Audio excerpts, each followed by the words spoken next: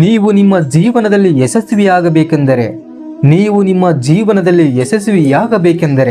ನೀವು ಜ್ಞಾನ ಮತ್ತು ಶಿಸ್ತನ್ನು ಬೆಳೆಸಿಕೊಳ್ಳಲೇಬೇಕು. ಜ್ಞಾನ ಮತ್ತು ಶಿಸ್ತುಗಳು ನಿಮ್ಮನ್ನು ಅನಾವಶ್ಯಕ ಸಮಸ್ಯೆಗಳಿಂದ ರಕ್ಷಿಸುತ್ತವೆ. ಜೀವನದಲ್ಲಿ ಯಾರನ್ನಾದರೂ ನಂಬಿ, ಆದರೆ ನಂಬುವುದಕ್ಕಿಂತ ಮೊದಲು 100 ಸಲ ಯೋಚಿಸಿ. ಏಕೆಂದರೆ ಕೆಲವೊಂದು ಸಲ ನಮ್ಮ ಸ್ವಂತ ಹಲ್ಲುಗಳು ಕೂಡ ನಮ್ಮ ನಾಲಿಗೆಯನ್ನು ಕಚ್ಚಿಬಿಡುತ್ತವೆ. ನಿಮ್ಮ ಜೀವನದಲ್ಲಿ ಮರೆತು ಹೋದದ್ದು ಹೋಯಿತು, ನಡೆದು ಹೋಯಿತು. ಬಿಟ್ಟು ಹೋದವರು ಹೋದರು, ಮರೆತು ಹೋದವರು ಮರೆತರು. ನೀವು ಅವುಗಳನ್ನೆಲ್ಲ ಮರೆತು ಬಿಡಿ. ಆದರೆ ಇದರಿಂದ ಕಲಿತ ಪಾಠವನ್ನು ಎಂದಿಗೂ ಮರೆಯಬೇಡಿ.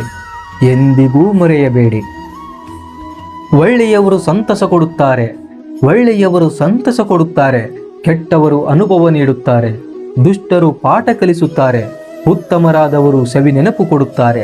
ಆದ್ದರಿಂದ ಎಂಥ ಜನರನ್ನು ನಾವು ದೂಷಿಸಬಾರದು. ಎಲ್ಲರಿಂದಲೂ ಒಂದಲ್ಲ ಒಂದು ರೀತಿಯ ಪಾಠವನ್ನು ಕಲಿಯಬಹುದು. ಸತ್ಯ ಮತ್ತು ಸುಳ್ಳಿನ ನಡುವಿನ ವ್ಯತ್ಯಾಸ ಏನು ಗೊತ್ತಾ?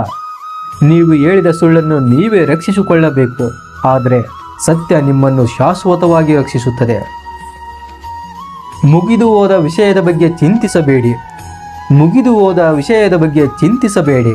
ಕೆಳಕ್ಕೆ ಬಿದ್ದ ಹೂವು ಮತ್ತೆ ಮರವನ್ನು ಸೇರುವುದಿಲ್ಲ.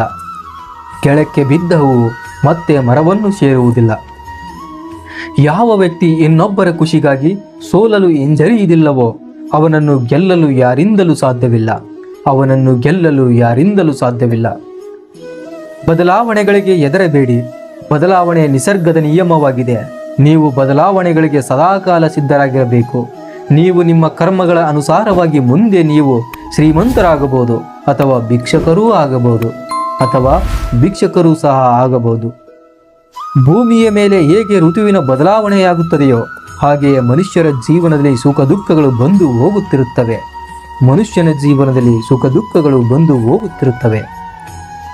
ತಾಳ್ಮೆಯ ಕಣ್ಣೀರಿಗೆ ದೇವರು ಖಂಡಿತ ಬೆಲೆ ಕೊಡುತ್ತಾನೆ,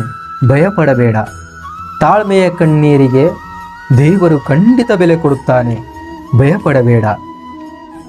ಅರಮನೆಯು ಹಾಳಾದರೆ ಅದು ಪಾಳು ಮನೆ ಎನಿಸಿಕೊಳ್ಳುತ್ತದೆ, ಆದರೆ ದೇವಾಲಯ ಎಷ್ಟು ಹಾಳಾದರೂ ಅದು ದೇವಾಲಯವೆಂದು ಎನಿಸಿಕೊಳ್ಳುತ್ತದೆ. ನಿನ್ನ ಬಾಳನ್ನು ಅರಮನೆಯನ್ನಾಗಿ ಮಾಡಿಕೊಳ್ಳಬೇಡ, ದೇವಾಲಯವನ್ನಾಗಿ ಮಾಡಿಕೋ. ಅತಿಯಾಗಿ ಆಸೆ ಅಪೇಕ್ಷೆಯನ್ನು ಪಡಬಾರದು, ಬಂದಿದ್ದನ್ನು ಸ್ವೀಕರಿಸಬೇಕು. ಅತಿಯಾದ ಆಸೆ ಅತಿಯಾದ ದುಃಖ ತರುತ್ತದೆಯೇ ಹೊರತು ಖುಷಿಯನ್ನಲ್ಲ. ಗಳಿಸಿದ ಧನ ಚಿರವಲ್ಲ, ಪಡೆದ ಅಧಿಕಾರ ಸ್ಥಿರವಲ್ಲ, ಏರಿದ ಅಂತಸ್ತು ಶಾಶ್ವತವಲ್ಲ. ಸಂತಸ ಸಂಭ್ರಮಗಳು ಸಕಲವೂ ನಶ್ವರ. ನಾವು ಮಾಡಿದ ಸತ್ಕಾರ್ಯ, ಮೆರೆದ ಔದಾರ್ಯ, ಆನಂದಿಸಿ ಅನುಭವಿಸಿದ ನೆನಪುಗಳ ಮಾಧುರ್ಯ ಎಂದೆಂದಿಗೂ ಅಜರಾಮರ.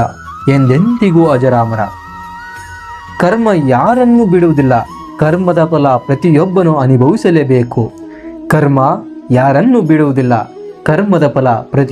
ಅನುಭವಿಸಲೇಬೇಕು. ಆದ್ದರಿಂದ ಉತ್ತಮ ಫಲಕ್ಕಾಗಿ ಉತ್ತಮ ಕೆಲಸವನ್ನೇ ಮಾಡಿ.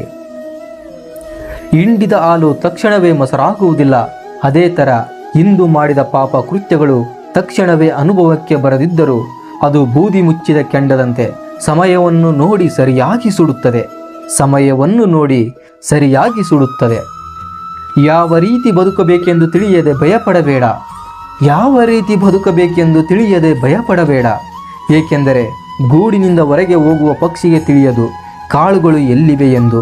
ಆದರೂ ಹಾರುತ್ತಾ ಹೋಗುತ್ತವೆ ಅಲ್ಲವೇ? ನಮ್ಮ ಜೀವನ ಕೂಡ ಇಷ್ಟೇ. ಪ್ರಯತ್ನವೇ ಜೀವನ. ತಾಳ್ಮೆಯ ಕಣ್ಣೀರಿಗೆ ದೇವರು ಖಂಡಿತ ಬೆಲೆ ಕೊಡುತ್ತಾನೆ. ಭಯಪಡಬೇಡ, ಎಂದಿಗೂ ಭಯಪಡಬೇಡ. ತಾಳ್ಮೆಯ ಕಣ್ಣೀರಿಗೆ ದೇವರು ಖಂಡಿತ ಬೆಲೆ ಕೊಟ್ಟೇ ಕೊಡುತ್ತಾನೆ.